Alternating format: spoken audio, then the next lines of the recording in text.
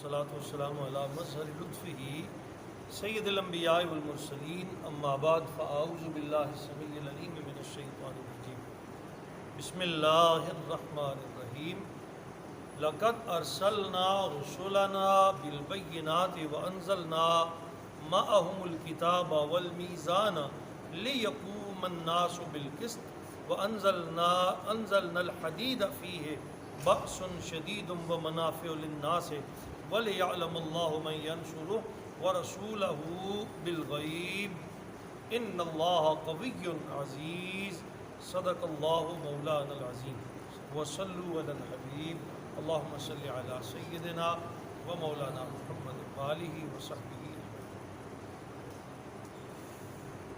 برادران ذی قدر، سورہ الحدید کی آیت نمبر 24 ہم نے پڑھنے کی سعادت حاصل کی. اس آیت طیبہ میں انبیاء کرام کی آمد کا مقصد کیا تھا اور اللہ کریم نے انہیں کیا کیا عطا فرما کے بھیجا اس کا ذکر کیا گیا. ارشاد فرمایا لقد ارسلنا رسلنا بالبینات، یقیناً ہم نے بھیجا ہے اپنے رسولوں کو بالبینات، روشن نشانیوں کے ساتھ. وَأَنزَلْنَا مَعَهُمُ الْكِتَابَ، اور ہم نے اتاری ہے ان کے ساتھ کتاب، والمیزان، اور ترازو، میزان عدل، لِيَقُومَ النَّاسُ بِالْقِسْطِ، تاکہ لوگ انصاف پر قائم رہیں.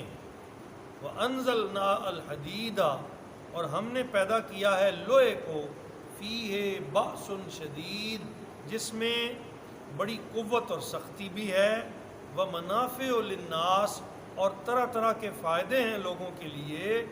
وَلِيَعْلَمَ اللَّهُ، اور یہ سب اس لیے دیا تاکہ اللہ جان لے، مَن يَنْصُرُهُ، کون اس کے دین کی مدد کرتا ہے، کون اس کی مدد کرتا ہے.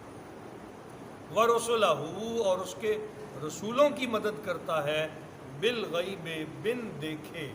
ان اللہ، بے شک اللہ تعالی، قوی عزیز، بڑا طاقتور اور سب پر غالب ہے.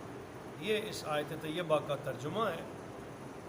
3 چیزیں اللہ پاک نے اولاً یہ بیان فرمایا کہ ہم نے اپنے رسولوں کو روشن دلیلوں اور نشانیوں کے ساتھ مبعوث فرمایا.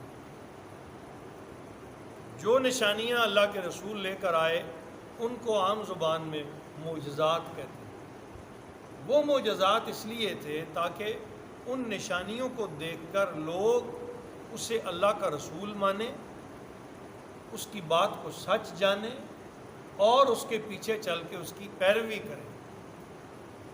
وہ نشانیاں دکھانے کے بعد ہر نبی نے یہ پیغام دیا کہ یہ میں نہیں کر رہا، یہ میرے رب کی دی ہوئی طاقت ہے. حضرت موسیٰ کلیم اللہ، آپ کے ہاتھ میں عصا سوٹی ہے، چھوڑتے ہیں تو اژدہا بن جاتا ہے، جیب میں ہاتھ ڈالتے ہیں واپس لاتے ہیں تو سفید چمکتا ہوا ہاتھ ہو جاتا ہے. فرمایا یہ میرے رب کی دی ہوئی طاقت کی نشانی ہے. حضرت عیسیٰ علیہ السلام مادرزاد اندھے کو ہاتھ پھیرتے ہیں بینائی آ جاتی ہے، برس کے مریض پر ہاتھ پھیرتے ہیں، پھونک مارتے ہیں، شفا مل جاتی ہے.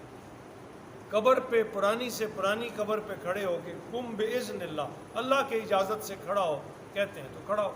لیکن یہ تمام نشانیاں ذکر فرمانے اور دکھانے کے بعد اللہ کا رسول اپنی زبان سے اس بات کا اعلان کرتا ہے، سنو دیکھو یہ میں تمہیں دکھا رہا ہوں، یہ اس لیے ہے تاکہ تم میری حقیقت کو جان سکو، اور یہ میرے رب کی دی ہوئی طاقت ہے، یہ میرے رب کی دی ہوئی طاقت ہے. یہ مت سمجھنا یہ میں کر رہا ہوں، نہیں، یہ ہے میرا پروردگار جس کی طرف میں تمہیں دعوت دے رہا ہوں. تو فرمایا ہم نے اپنے رسولوں کو واضح روشن نشانیوں کے ساتھ مبعوث کیا تاکہ لوگ انہیں جھٹلا نہ سکیں. باوجود اس کے لوگوں نے جھٹلایا، اور جو جھٹلانے والے تھے اب ان کے پاس حشر کے دن کوئی جواز نہیں ہوگا. اللہ نے حجت تمام کر دی. اب وہ یہ نہیں کہہ سکیں گے کہ ہم تک حق کا پیغام نہیں پہنچا تھا، ہم پر تیری بات نہیں پہنچی تھی. اللہ فرمائے گا میں نے تو نشانیوں کے ساتھ رسول تمہارے پاس بھیجے تھے. پھر فرمایا ہم نے ان انبیاء پر کرم نوازی فرمائی وَأَنزَلْنَا مَعَهُمُ الْكِتَابَ، ہم نے اپنے رسولوں کے ساتھ کتابیں نازل فرمائی، ان کتابوں میں اپنی ساری ہدایت کو لکھ دیا تاکہ میرا رسول تمہیں پہنچائے اور میری باتیں جب تم پر پہنچیں تو تم ان پر عمل کرو، والمیزان، اور ہم نے اپنے نبی کے ہاتھ میں انصاف دیا، سارے نبی اور رسول منصف بن کر آئے، انصاف کے پیکر، اپنوں کے ساتھ بھی انصاف کیا، غیروں کے ساتھ بھی انصاف کیا، کبھی کسی حال میں وہ انصاف کے ترازو سے ہٹے نہیں، کیوں؟ لِیَقُومَ النَّاسُ بِالْقِسْطِ، تاکہ لوگ بھی انصاف پر قائم رہیں، لوگوں کو انصاف کا درس مل جائے۔ سرکار دو عالم صلی اللہ تعالی علیہ وسلم کی ساری زندگی میں عدل کا وہ پہلو نمایاں تھا، انصاف، ہر حال میں انصاف فرمایا، ازواج مطہرات کے ساتھ، عام معاشرے کے ساتھ، لوگوں کے ساتھ، اصحاب کے ساتھ، دشمنوں کے ساتھ۔ صلح حدیبیہ کا معاہدہ جب لکھا گیا اس میں ایک شک یہ تھی کہ اگر کوئی مسلمان ہو کر مکہ سے مدینہ جائے گا تو اس کو واپس کر دیا جائے گا، لیکن اگر کوئی مسلمان دین چھوڑ کر واپس مکہ چلا جائے گا تو مسلمان اس کا تقاضا نہیں کریں گے۔ یہ سخت مخالف تھی شک۔ مسلمان صحابہ کرام پریشان بھی تھے کہ حضور علیہ الصلوۃ والسلام نے ایسی شک جو ہے اس میں سے شامل فرما دیا جو سراسر ہمارے لیے، لیکن نبی کی نگاہ جہاں دیکھ رہی تھی، حضور علیہ الصلوۃ والسلام جس آنے والے وقت کو دیکھ رہے تھے، صحابہ وہ نہیں دیکھ رہے تھے۔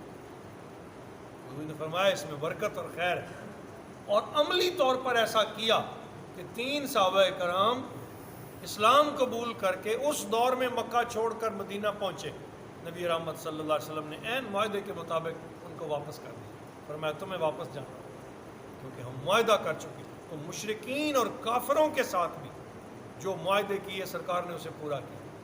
یہی وجہ تھی کہ وہ کافر بھی آپ کو صادق اور امین کہنے سے جانتے تھے، مانتے تھے، اور اپنی امانتیں آپ کے پاس رکھتے، اپنے جھگڑوں میں فیصلے کے لیے آپ کو بلاتے۔ کیوں؟ اس لیے کہ آپ حق پر فیصلہ فرمانے والے۔ فرمایا ہم نے میزان عدل کو ان کے ساتھ نازل کیا، دوسری چیز، اور تیسری فرمایا وَأَنزَلْنَا الْحَدِيدَ، اور ہم نے لوہا اسے بنایا، فِيهِ بَأْسٌ شَدِيدٌ، جس میں سختی ہے، مضبوطی ہے، قوت ہے، طاقت ہے۔ اپنے نبیوں کے ساتھ اس طاقت کو شامل کر دیا تاکہ وہ مقابلہ کر سکیں۔ وَمَنَافِعُ لِلنَّاسِ، یہ نفع والی چیز ہے لوگوں کے لیے، ہر طرح کا نفع اس میں رکھا۔ کیا کیا رب کریم نے؟ جب نبیوں کو نشانی عطا کی تو ایسی طاقت بھی عطا فرمائی کہ نبی کے ہاتھ میں لوہے کو موم کر دیا۔ داؤد علیہ السلام زریں بناتے ہیں، لوہا بالکل ہاتھ میں موم، جس طرح اسے مولڈ کرتے ہیں وہ مولڈ ہو جاتا ہے، اس کو بھی بطور نشانی نہ۔ تو لوہے کا خاص ایک تعلق رہا ہے تمام ان ادوار میں، جس کے ساتھ جنگیں لڑی گئیں، جس کے ساتھ دیگر معاملات نفع کے، جو انسانیت کے نفع کے لیے، آج بھی لوہا انسانیت کے لیے نفع ہے۔ تو فرمایا منافع للناس، اس میں طرح طرح کے فائدے ہیں لوگوں کے لیے۔ اور اللہ کریم نے یہ ساری کرم نوازیاں، نبیوں کو نازل کرنا، ان پر کتابوں کا بھیجنا، میزان عدل عطا فرمانا، لوہے جیسی نعمت عطا کرنا، کیوں کیا؟ فرمایا لِیَعْلَمَ اللَّهُ، تاکہ اللہ کریم جان لے، مَن يَنصُرُ، کون اس کی مدد کرتا ہے۔ اب ہے کوئی جو اللہ کی مدد کر سکے؟ اللہ فرماتا ہے نہیں، جب تم میرے طرف لوگوں کو دعوت دو گے، جب تم میرے دین کی طرف لوگوں کو بلاؤ گے تو یہ میری مدد ہوگی، وَرَسُولَهُ، رسولہ، اور میرے رسولوں کی مدد ہوگی، جو پیغام وہ لائے ہیں، جو حق کی دعوت اور اعلان انہوں نے کیا ہے۔ جتنے صحابہ کرام نے ان کے ساتھ چل کے، ان کے بعد ان کے دین پر قائم رہ کر لوگوں کو اللہ اور اس کے رسول کی طرف دعوت دی، فرمایا حقیقت میں ان لوگوں نے اللہ اور اس کے رسول کی مدد کی، اللہ کی مدد کی ہے، اللہ کے حبیب کی مدد کی، ورنہ اللہ کو تو کوئی احتیاج اور حاجت نہیں ہے کہ اس کی مدد کی جائے۔ فرمایا نہیں، جو میرے دین کی مدد کی ہے، جو میری طرف لوگوں کو بلائے، میری طرف لوگوں کو دعوت دے، تو گویا وہ اللہ کی مدد کرنے والا ہے۔